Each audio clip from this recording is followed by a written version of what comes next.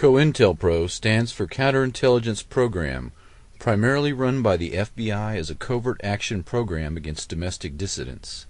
The use of infiltration, psychological warfare, harassment through the legal system, and the use of extralegal force and violence, including murder, probably began in the 1950s and is now a permanent feature of U.S. government.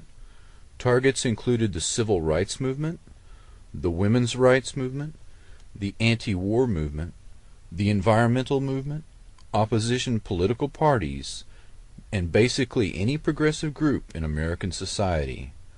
The Senate and congressional hearings into the activities of the FBI and CIA were crushed. The Senate committee's report was edited by the agencies being investigated before its publication. The House committee's report, including an account of FBI and CIA obstruction of its inquiry, was suppressed altogether. Senator Church and Congressman Pike, the committee chairs, were both targeted in their re-election campaigns by the intelligence agencies and defeated, their careers destroyed. The Freedom of Information Act did open up access to FBI documents, and lawsuits forced the release of some Cointelpro files to the media, but the most important files were withheld or destroyed, and former operatives report that the most heinous crimes were never committed to writing. William C. Sullivan, who ran the Cointelpro program in the 1960s, was killed in a 1977 hunting accident shortly before giving testimony to a grand jury in 1977. The only two FBI officials who were ever prosecuted for Cointelpro crimes were quickly pardoned by President Ford. There was an appearance of reform that was largely aimed at placating a weary public that had become disillusioned after Watergate. The most prominent target of Cointelpro in the 1960s was Dr. Martin Luther King, Jr., who received a blackmail letter from J. Edgar Hoover that detailed the existence of Dr. King's extramarital affairs and suggested he should suicide himself to preclude the release of the material to the press and its negative effect on his family and his movement. The surveillance of Dr. King included the 112th Military Intelligence Unit and even the use of U-2 spy planes to take photographs.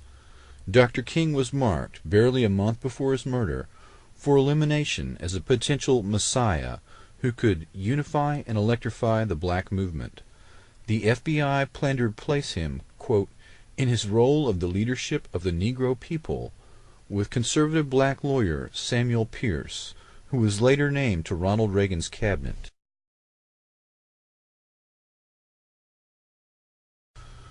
The theme of forced suicide is repeated on others targeted by Cointelpro. Jean Seberg was an actress involved in civil rights. Her husband received a forged letter from the FBI detailing a fictitious affair she was supposedly having with a black activist.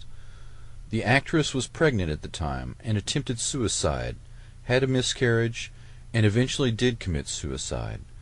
Forced suicide on a Cointelpro target allows intelligence agencies deniability for the crime. In effect, it is the perfect crime. A total of 2,300 officially approved COINTEL actions were admitted to the Senate Intelligence Committee, but thousands more have since been revealed.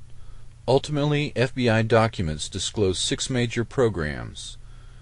FBI operatives were directed to disrupt meetings of targeted groups, spread rumors, inflame disagreements over what people normally fight over, money, politics, race, gender, sex, and to exacerbate rivalries and jealousy, to lead activists into unnecessary danger, and to set them up for false prosecutions.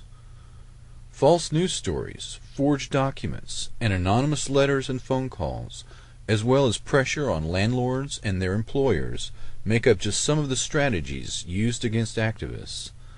The major violence of the domestic terrorist campaign was directed at the black nationalist and American Indian movements.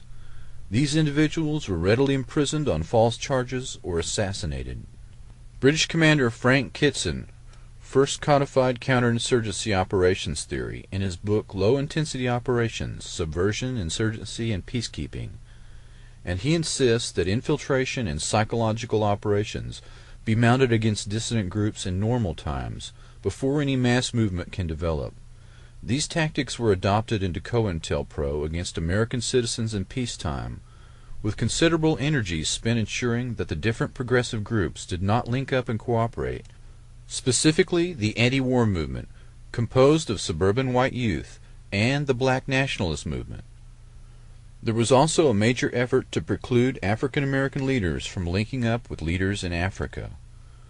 Infiltration of the KKK by the FBI reached 10 to 20% of its membership at the height of the civil rights struggle, and these assets, along with neo-Nazi party members, were used to attack civil rights workers and activists. COINTEL operations are presently being incorporated into the development of microwave and radio frequency radiation weapons. Dissidents that in the past were visibly attacked or assassinated in a traditional manner are now targeted for elimination using electromagnetic weapons. These internal dissidents are used as human guinea pigs and experimental subjects in terminal experiments that are designed to force a suicide, incarceration, or premature death due to the effects of ionizing and non-ionizing radiation. These political assassinations are accomplished with invisible bullets that leave no obvious injuries.